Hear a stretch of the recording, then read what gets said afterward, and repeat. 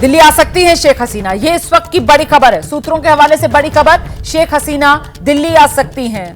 आप जानते हैं पहले भी शेख हसीना जो हैं दिल्ली में शरण ली है उन्होंने, और काफी समय तक वो भारत में रही हैं।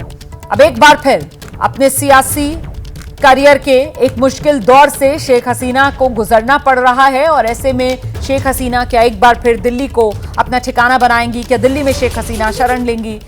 कुछ ही देर में ये तस्वीर भी साफ हो जाएगी। फिलहाल आप देख रहे हैं ये लाल रंग का विमान नक्शे पर आपको नजर आ रहा है। भारत की हवाई सीमा में झारखंड के ऊपर से गुजरता हुआ धनबाद क्रॉस कर चुका है। हजारीबाग के ऊपर से इस समय ये विमान गुजर रहा है, और आगे फिर बिहार आप देख रहे हैं शुरू हो जाएगा, जिसमें बड़े शहर जो फिलहाल नजर आ रहे थे वो गया और पटना आपको दिख रहे हैं।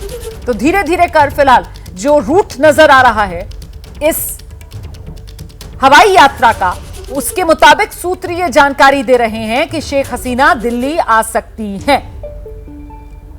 इसी विमान में शेख हसीना और वो दिल्ली आ सकती हैं, ये जानकारी मिल रही है।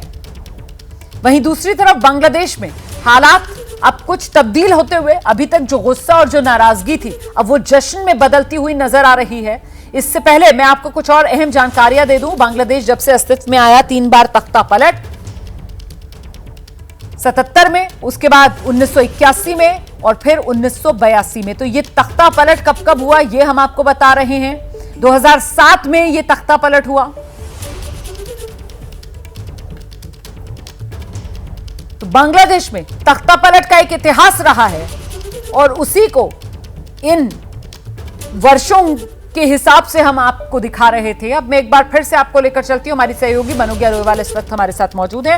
मनोज्ञा, अब तो सेना प्रमुख खुद सामने आ गए और पूरी तस्वीर जो है वो साफ कर चुके हैं। साथ ही जिस बात को लेकर विरोध था उस मांग को उन्होंने मान लिया है छात्रों की। अब तस्वीर बदल रही है, गुस्से की जगह अब जश्न जो है वो बांग्लादेश की सड़कों पर नजर आ रहा है। बिल्कुल, वो छात्र जो अभी तक आंदोलन कर रहे थे, पत्थरबाजी से लेकर हथियार लेकर सड़कों पर उतरे थे, और आज खुद गण भवन जो कि प्रधानमंत्री का घर है और वही उनका कार्यालय है, वहां पर पहुंचकर आपने तस्वीरें देखी हैं।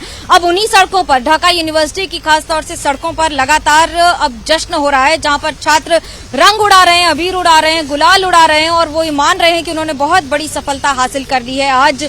और अपने देश में जहां पर अब प्रधानमंत्री शेख हसीना अपना देश छोड़कर निकल चुकी हैं हेलीकॉप्टर में, जिसके रास्ते आप दिखा रही हैं रोमाना।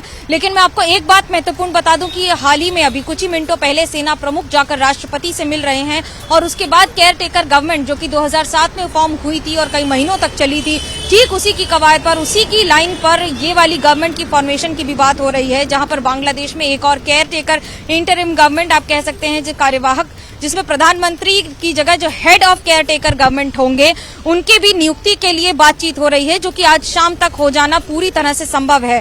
कौन होगा? इनमें से कुछ सदस्य भी होंगे, और वो सदस्य हो सकता है छात्रों के रिप्रेजेंटेटिव भी हो, ये भी बात हो रही है, क्योंकि ये बहुत बड़ा आंदोलन रहा है जो 1 महीने तक चला है, और जिसने इस तरह से देश के प्रधानमंत्री को मजबूर कर दिया हो देश छोड़कर जाने के लिए। तो दूसरी महत्वपूर्ण बात यह कि अभी अगले कुछ घंटों में पता लग जाएगा कि आखिरकार कौन होगा अगला इंटरिम गवर्नमेंट या केयर टेकर गवर्नमेंट का मुख्य अधिकारी या मुख्य कार्यकारी अधिकारी, या आप उसको केयर टेकर गवर्नमेंट का हेड कह लीजिए बांग्लादेश का। और ऐसे में महत्वपूर्ण बांग्लादेश नेशनलिस्ट पार्टी भी हो जाती है, खालिदा जिया वाली पार्टी, जिससे ज्यादा लोग उसको रिलेट करते हैं। और हमने देखा था इस साल के शुरू में जो बांग्लादेश में चुनाव हुए थे, मुख्य विपक्षी दल जो है उसने उसमें हिस्सा ही नहीं लिया था। तो कहीं ना कहीं जो नींव है इस सरकार के खिलाफ नाराजगी है वो तभी से दिखने लगी थी, और ये आरक्षण वाला मुद्दा जो है उसने एक तरीके से जंगल में चिंगारी का काम किया। आशीष कुमार सिंह। जी हाँ, बिल्कुल। देखिए, इलेक्शंस के दौरान भी जो कुछ हुआ था उसमें आपको याद होगा कि इलेक्शंस पर रिग्ड इलेक्शंस होने के आरोप लगे थे।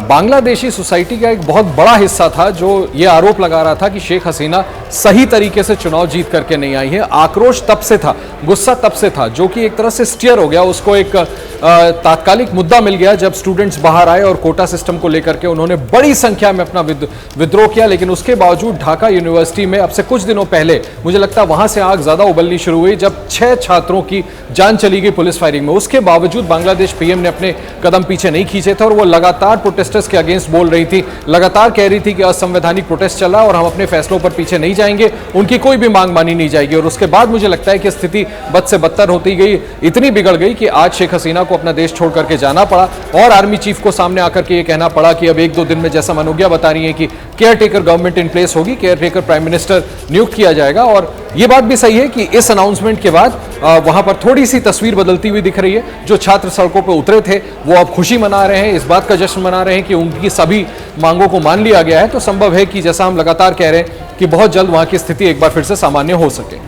बिल्कुल, वहां की स्थिति सामान्य हो सके, लेकिन इसके साथ ही जो भारत की कंसर्न्स हैं, खासतौर से उन राजनीतिक बंदियों को लेकर जिनको लेकर भारत हमेशा ये संदेह जताता रहा है कि बहुत ही कट्टरवादी जो विचारधारा है उसको आगे बढ़ावा देने वाले वो लोग, उन पर शेख हसीना का जो रवैया था वो तो पूरी दुनिया ने देखा किस तरीके से उन्होंने सख्ती से उनका सामना किया। लेकिन अब जबकि शेख हसीना ने खुद इस्तीफा दे दिया है और बांग्लादेश के अंदर ये राजनीतिक उठापटक का दौर चल रहा है, मैं मनोज्ञा आपके पास आऊंगी।